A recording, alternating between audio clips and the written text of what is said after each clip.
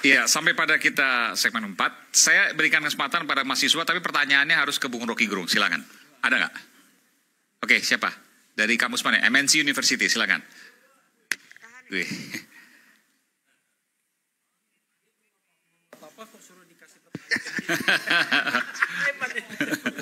Baik, Ya. tes satu. Oke. Baik, sebelumnya terima kasih kepada Bapak Iman telah memberikan saya Kampus, kesempatan untuk jurusan, memberikan ya, nama ya. pertanyaan. Izinkan saya memperkenalkan diri. Saya Valens Atila Nabahan dari Prodi Sains Komunikasi Universitas Media Nusantara Citra. Oke.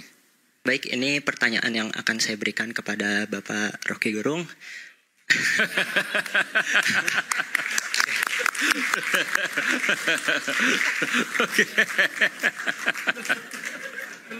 Baik, begini Bung.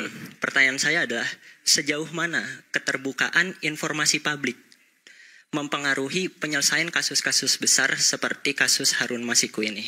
Itu saja. Maksudnya dengan dibahas ini seberapa besar untuk kemudian bisa mempengaruhi penyelesaian kasus-kasus tersebut. Itu saja Bung, terima kasih. Oke, kamu semester berapa? Semester 3 Bung. Semester 3 punya pertanyaan tajam segitu. Terima kasih Bung. Saya anjurkan kamu DO aja, DO.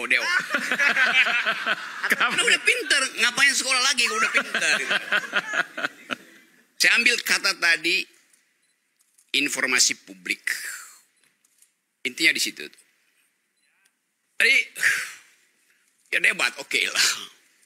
Tapi kadang-kala kalau kita masuk di dalam tali temali debat, kita mesti tahu simpul mana yang mesti dibuka itu.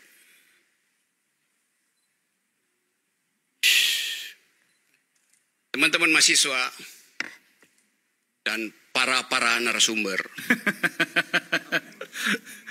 Kok kayak yang viral? Ya para mahasiswa maksudnya. Pernah tahu nama Sir Arthur Conan Doyle? Pernah tahu nggak nama itu? Nggak tahu ya. Nama Sherlock Holmes pernah tahu nggak? Nah, Sherlock Holmes itu nama yang dibuat oleh penulisnya, namanya Arthur Conan Doyle, penulis Inggris. Jadi novel itu novel detektif. Tokohnya namanya Sherlock Holmes. Teman dari Sherlock Holmes yang merupakan asistennya namanya Dr. Watson. Sherlock Holmes setiap hari dapat kasus yang mesti dianalisis. Tapi kadangkala faktanya kabur. Blur.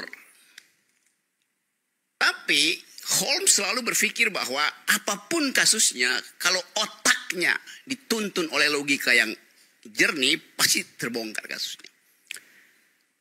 Nah, si Watson ini, dia ahli kimia sebetulnya, dia kurang mampu untuk melihat sekuensi logis dari peristiwa. Sehingga dia terus tanya pada Holmes, Holmes ini bagaimana masalah ini diselesaikan ya? Holmes baca secara cepat-cepat gelar perkaranya. Komentar Holmes selalu, it is elementar Watson. Dalam bahasa Indonesia, itu hal remeh-temeh Watson, masa lu gak ngerti juga? Atau lu dungu banget sih gak bisa ngerti kasus itu? Nah kita, dalam soal Harun Masiku, saya mau pakai cara berpikir Sherlock Holmes. Logical reasoning. Kalau Anda tersesat dalam kasus, pergi pada square one, yaitu definisi. Apa definisi korupsi? Definisi yang menjadi landasan dibuatnya undang-undang korupsi. Orang hukum bilang, pergi pada original intent. Maksud awalnya apa sebetulnya? Kita tahu undang-undang korupsi kita dibuat setelah reformasi. Dituntun oleh keinginan untuk mengembalikan secara lurus penggunaan tadi informasi publik. Pada waktu itu hampir seluruh Asia itu adalah problem yang sama tuh, korupsi tinggi sekali tuh. Lalu datang Bank Dunia. Bank Dunia bilang kami bantu buatkan undang-undang itu ya.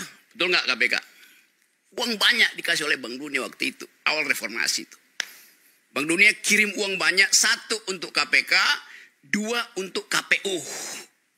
Supaya pemilunya bersih, supaya pemberantasan korupsi bisa dimulai.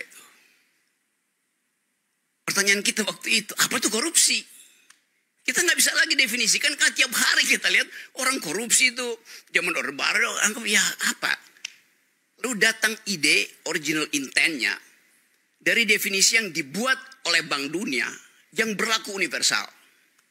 Korupsi adalah penyalahgunaan kekuasaan publik untuk keuntungan pribadi. Oke. Dapat nggak poin itu? Penyalahgunaan kekuasaan publik untuk keuntungan pribadi itu. Sekarang, dalam kasus yang kita lagi baca sekarang. Harun Masiku, pejabat publik bukan? Bukan. Pejabat publik bukan? Bukan. Apa yang dia mau salah gunakan kalau dia bukan pejabat publik? Harun Masiku dapat keuntungan nggak? Apa keuntungannya? Pakai Roman. Oke. Jadi Pak Rocky jangan terlalu sederhana. Bukan, saya tidak sederhana, saya basic. Ini bukan soal sederhana, jangan you tipu itu. Ini nggak ada yang sederhana, ini. Jadi Tunggu. dua pihak Pak Rocky. Tunggu. You dibuatkan definisi oleh Bank Dunia, you ikuti definisi itu. Tapi kan itu lega formal di tempat kita. Justru itu, semua hal yang sifatnya original intent, you balik ke situ. Kalau you bermain-main dengan, itu terlalu sederhana tuh. Kata Hobbes, lu cetek banget, Watson. It is elementar. Kita pergi pada yang elemen. Terjemahan dari elemen adalah sederhana. Jadi jangan anakin yang sederhana aja, Pak. Tanya, Harun Masiku dapat keuntungan tidak? Ya kalau dia kemudian. Jawab dulu, dapat apa tidak? Ya dapat lah kalau dengan uang suap itu dia kemudian dia menjadi anggota DPR. Nah, itu tololnya kamu. Gitu. Ya kan? Ini saya terangkan ya. Yang dimaksud keuntungan itu uang. Dia keluarin uang kok dapat keuntungan. Bagaimana ceritanya? Iya. Harun Masiku keluarin uang maka dia rugi. Iya, dia rugi, ya kan? Tapi kan dia mendapat keuntungan yang lebih besar. Iya, dia Oke, saya ngerti sekarang. Jadi Harun Masiku menggunakan kekuasaan publiknya untuk mengancam KPU. Benar nggak? Bukan begitu, Bang. Ya, lu jadi tolol kedua. Bukan. Jangan pakai kata Gini itu, Bang Rocky. Konteksnya yang punya jabatan publik itu Wahyu Setiawan. Gitu loh, menyalahgunakan kekuasaannya. Mestinya ini tidak bisa diangkat, tapi dia memberi. Gua akan nyampe ke situ tuh.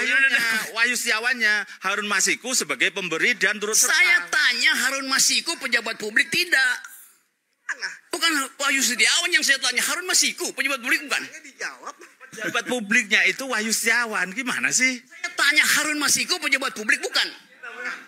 Bukan. Jadi dia tidak mungkin menggunakan jabatan publik. Ini tolol juga nih. Jangan. Enggak. Saya mau terangin ini. Gini. Enggak. Pakai. Aja oke. Pak Rocky kan Tidak. You tidak Ya, boleh tapi Pak Rocky kalau pakai kata-kata tolol, Pak Rocky merasa paling tinggi dong. Memang saya paling tinggi karena saya tidak tolol. Saya mau terangkan sekarang ya. Berarti kalau kayak begitu ya selesai lah diskusi gitu kan. Saya pikir kalau Pak Rocky kemudian dengan pikiran Pak Rocky ya nggak masalah. Toh saya juga tidak ada. Saya minta maaf, saya ganti ya. Ya kan? Saya ganti, saya minta maaf ya. Ya, saya maafkan. Oke, saya berbohong tadi. Harun Masiku itu pejabat publik. Harun Masiku itu dapat keuntungan. Benar tidak? Benar tidak? Tidak kan? Artinya you yang tolol. Jangan menggunakan kata itu, Bung Rocky. Nanti You mau jujur berdebat dong. Nggak apa-apa Bang, nggak apa-apa. Masih ada anak di bawah. Nggak apa-apa. Mungkin nonton Ini saya lanjutin ya. acara kita ini. Banyak betul kebodohan hari ini diproduksi. Oke, saya lanjutin ya. Kalau konstruksinya begitu, maka siapa pejabat publik? You benar sekarang. Yaitu Wahyu Setiawan. Dia menggunakan kekuasaan, boleh nggak? Boleh. Tapi pada kasus ini, dia menggunakan kekuasaan secara salah menurut definisi korupsi. Dia dapat untung nggak? Boleh dia menggunakan kekuasaan. Tapi kalau dia tidak dapat untung, dia bukan koruptor. Karena definisinya adalah korupsi, penyalahgunaan kekuasaan publik untuk keuntungan pribadi. Bukan kepentingan pribadi, keuntungan artinya uang. Anggap nggak? Pakai. Nah, berarti dia memperoleh keuntungan pribadi. Maka masuklah definisi itu lengkap. Jadi koruptornya ada orang yang namanya Wahyu Setiawan. Selesai. Apa yang mau tambahin di situ? Begitu cara berpikirnya tuan-tuan, para tuan-tuan. Iya, tapi dalam putusan Wahyu Setiawan itu didakwa bersama-sama dengan Harun Masiku dan kemudian dikonstruksikan sejak awal tersangka. Gitu loh. Konstruksinya salah gitu. Loh, udah diuji oleh putusan Mahkamah Agung juga kok. Ya berarti salah Logikanya Mahkamah Agung. Ya Hakimnya Mahkamah salah. Agung nggak ngerti definisi korupsi Waduh, akhirnya. udah repot Bagaimana? kalau begini udah. Memang begitu. Makanya udah aku bilang, Bang, udah. Ini bagaimana yuk? Definisinya begitu kok. Masa orang petani itu disebut korupsi? Gini ya, saya terangin filosofinya. Kenapa orang korup? Karena ada surplus kekuasaan. Siapa yang pegang surplusnya? Ya si Wahyu. Nah, nangkap nggak? Kalau Anda nggak bisa tahu hal yang mendasar, ngapain berdebat sama saya itu? Nggak ada yang mau berdebat, Bang. Hanya Kenapa cuma bantah coba? Ya, loh, kok dibilang bantah menyampaikan pendapat ini kan aneh. Ya kan Itu pendapat Tadi kita salah. ditanya, menjawab. Kita ini kan melihatnya putusan sampai putusan mulai dari pengadilan tipikor, pengadilan banding, pengadilan Mahkamah Agung. Itu sudah diotorisasi 3 hakim pertama, 3 hakim tingkat banding, 3 hakim tingkat kasasi. Gitu loh. Bahwa rumusannya memang pasal 5 dan pasal 6. Suap, gitu. Pak Guru Seno lah yang menjelaskan mungkin barangkali di situ. Gini, tanda. Dulu diam dulu. Kalau you udah tahu itu, artinya lu nggak punya pikiran. Lu bilang aja undang-undang bilang begitu. Ngapain lu punya pikiran?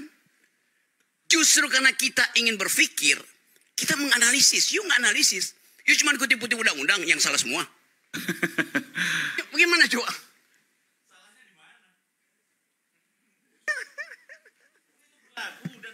Pakai.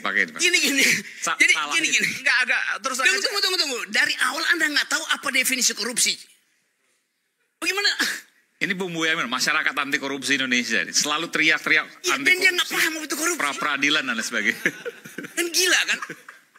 Sekali lagi ya, terjadi korupsi kalau terjadi kesenjangan kekuasaan. Ada yang superordinat, ada yang subordinat.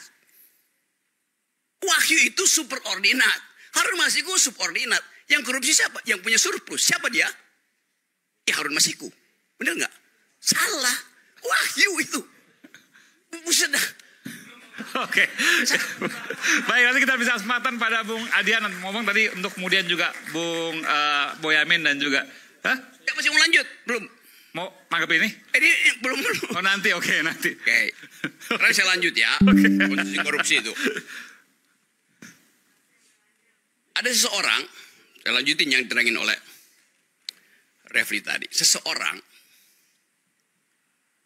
yang di dalam keputusan PDIP Butir 7 disebutkan begini. Dipecat karena, perhatikan ya, boy, wordingnya. Dipecat karena mengintervensi hakim konstitusi.